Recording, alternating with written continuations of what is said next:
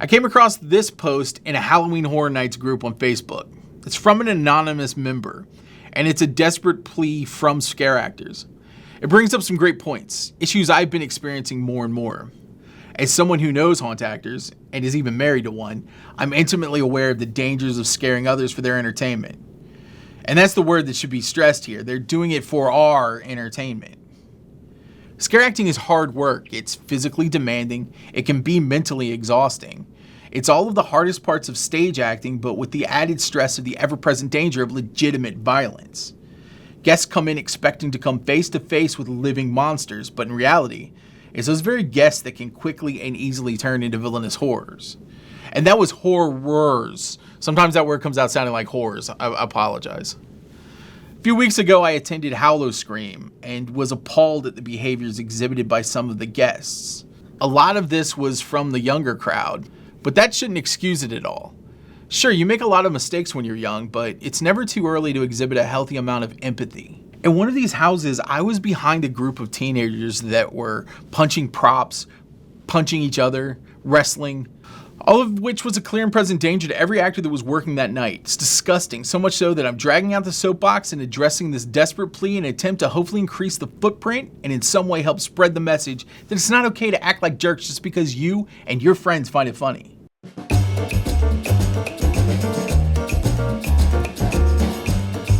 If you're the person that wrote this and are watching, please let me know. I'd love to talk to you about your experiences a little more, and you reach out to me anonymously. Let's take a look at the post. Please walk single file. We know you want to hold hands and walk next to each other, but the houses, props, effects, and scares are designed around the conga line. As I was making a documentary about Red Vein, a haunted house in Richmond, Virginia, I got to spend a lot of time seeing how houses were made. I also got to interview a few of the best haunted house designers in the country. These houses and scares are meticulously planned out. It's not just a random collection of props and monsters. It's all designed around guest flow. And if you as a guest are actively trying to circumvent the intended experience, not only is it going to suck for you, it's also going to suck for those actors that, and this is the most important thing to know about scare actors, are only there to entertain you. You're not cool because you're trying to have an anti-experience. You aren't an alternative comic. Go with it. Enjoy the house the way it was intended to be experienced. Please stop pointing at the boo holes. If your arm is extended and we are in a blind position, if we jump out into that, our face gets scratched or our eyes get stabbed. Plus, you're ruining the element of surprise for guests around you that don't know where we are. This really piggybacks off of the last point. It's dangerous, and you're ruining for others. I think a lot of these can be summed up by saying it's not about you. I know that's hard to get past, but you're not the center of this experience. We see this a lot these days. Audiences trying to insert themselves into stand-up comedy shows by heckling, loud talking at concerts. Yes, everyone wants you to have a good time, but not at the expense of someone else's good time. Usually, those that are disruptive aren't entertaining people no matter how hard they try. If you want to be part of the show, then go join and become a haunt actor. They're in short supply, and you'll gain a perspective that will stick with you forever. For the love of the Pumpkin Lord, supervise your teens. They are hurting us. They are assaulting us. People are quitting over it. The teens are creating an environment inside the houses that is breaking props, damaging sets, and ruining the experience for other guests. This one is huge and self-explanatory. Watch your kids. Instill them with empathy. But also be aware that there's going to be peer pressure to act out, and they need to know that they don't have to join into such barbaric behavior. And if you're out there thinking that kids will be kids, well, yeah, and that's a problem. I'll take it one step further and say that there needs to be no tolerance when it comes to this teen aggression. Let's clamp down on it. And if that means chaperone policies to cut down on unintended minors, then that's how it should be. Don't let the greed of pursuing teenage dollars get in the way of the health and safety of your staff. Stop smoking weed, vaping in the houses. Yeah, come on, just knock it off. We get it, you have an addiction. It can wait a few minutes. I was a smoker. I could wait a few minutes. And I'm sure there are a ton of people that want to say, who cares? We're just adding more smells and smoke to the house. But it does matter.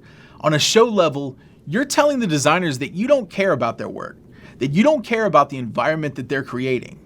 On a personal level, you have no idea what allergies those around you suffer from. If you're high and you punch a scare actor because you get a little punchy when you're high, then you're a bad person. You just suck as a person. Speaking of, if you know you're a reactive puncher, put your hands inside your shirt. I'll take it one step further. If you know you're a reactive puncher, then don't go. I think you guys would be amazed at how common this is. Scare actors get punched all the time. I have met very few that haven't been punched. Are there accidents? Sure. These are highly charged emotional situations that we're all entering into. But it shouldn't become the norm. Do the right thing here, and if you are someone that punches out reactively, then this isn't going to be the environment for you, unfortunately. Or if you really want to have these experiences, then work on your issues. Get some therapy if it's that important. You might even fix some things you didn't know need fixing. The anonymous poster goes on to list some less important things, but some of these I would say are important, just not as much from a safety standpoint. If you don't scare easily, but still enjoy our scares, a thumbs up or a little clap or verbal praise goes a long way. I am a huge advocate of this one. Nothing scares Lauren anymore, but she still loves the art of the scare. If I do catch a scare, I will be the first to say, hey, you actually got me. Or even if I just see something amazing, I like to tell them. At the end of the day, these monsters, just like a Scooby-Doo villain, are people. This is their craft, and they really, really appreciate when a guest recognizes good work. Don't be afraid to say it. They aren't going to break character, but they will hear you, and it's going to make all of their hard effort worth it in the end. This praise adds up over time, and since you don't know what most people are going through in their lives, this could be a major boost to their self-esteem. Or even that small push that gets them through the day and gives them strength to keep working through whatever challenges they're facing at the time. Kindness and appreciation are always welcome, even in a horror environment. Please turn off glowing and blinking and lighted things. I'll add to this one too. Leave your phones in your pocket. I usually have a big camera on my hip, and that's where it stays, completely off while I'm enjoying the house. There are a ton of other house walkthroughs on YouTube, and I guarantee you, there will be nothing special or unique about yours. I struggle with this one too, because I know that there's a potential to get a bunch of views from very low effort. But that's where you need to elevate your content and find another way besides filming inside the houses. Do a review after you walk through. Do a house ranking. All of these will be unique to you and your perspective, and doesn't involve spoiling the experience for others because you want to record on your phone. In fact, try to be present and active with your walkthrough. Have fun with the experience. Scream and react and be surprised without looking at it as content. Be there in the moment purely for yourself. I guarantee you that it will lead to more enjoyment. That's why you're there in the first place. Just in general, please try to be nice. We are still people. People that put a ton of effort into making this event happen for you for the love of it. Please remember that we are still humans with emotions behind the masks, and we are still doing a job at the very base of it.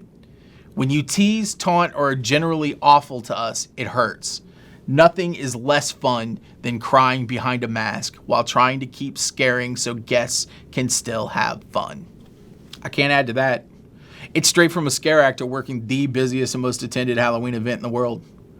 They do it for the passion. Even if that's something that sounds foreign, they do it for the passion of scaring the living crap out of you. And this doesn't just apply for horror nights.